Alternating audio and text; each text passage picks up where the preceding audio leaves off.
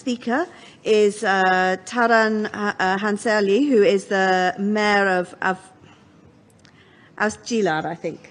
Yep. Again, apologies for my pronunciation. So please, over to you. Good afternoon. Thank you very much. Madam Moderator, ladies and gentlemen, my city, Avcılar, has a population of about 500,000 located on the European side of Istanbul. I was elected the mayor of Avcılar in 2019, and Avcılar's SDG adventure has started since then. The biggest danger that Avcılar faces is a possible earthquake, which is much more than a physical threat. Avcılar also faces problems of migration, low economic and social welfare, including healthcare issues. Hence, we embarked on an ambitious action plan to make Avcılar a resilient city right after I took office. Our program, Avcılar Model, rests on 6 main pillars. 1, urban regeneration. 2nd, urban heritage. 3rd, harmony with the environment. 4th, inclusiveness in social and economic initiatives. 5, innovation, focused public investments. 6th, accountability and participatory municipal services. These principles reflect a holistic approach that captures a sound, adaptive and transferable model in local government actions. In the words of Senator Bernie Sanders, offering the real solutions for real problems.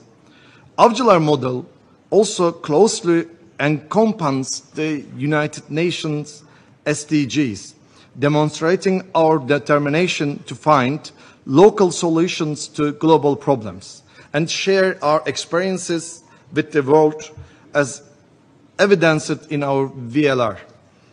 Dear guests, COVID-19 has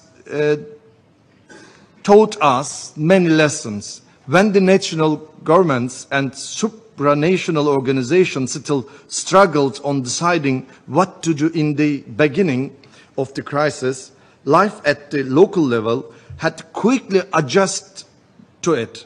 This adjustment came about through revival of the local networks of solidarity in all areas of social and economic cooperation in our communities. Local governments played a critical role here, leading, mobilizing, and supporting this process while providing logistical and material support to the central authorities. Dear friends, COVID was just one example of these hardships. Migration-related issues constitute another example for these problems. We believe any international and domestic effort to assist immigrants must focus on common dreams of the people and their will to live together and coexist. Looking forward, this approach is the only sound way to build and maintain democratic tolerance in achieving prosperity and social peace in our communities. Real solutions to these problems rest in the creative, guiding, and transformative powers of local communities. Therefore, central authorities must commit increased financial and other material assistance to local governments that are closer to the problems, the stakeholders, and the most direct solutions.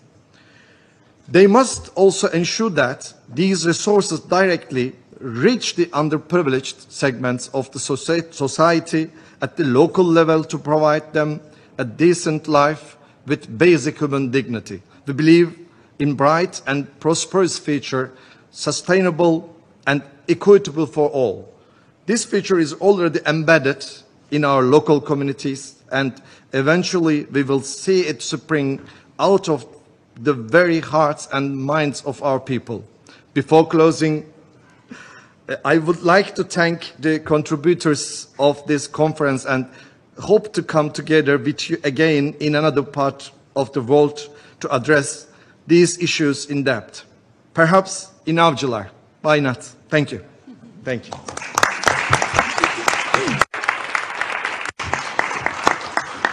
Wonderful, and I think you make a very good point. You know, we could be here for a whole day to listen in much more detail to the wonderful presentations that all of our panelists are making in terms of bringing alive the SDGs and the realities of delivering the SDGs on the ground.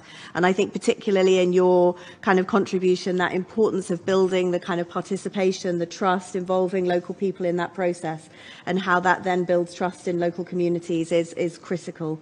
So thank you for that.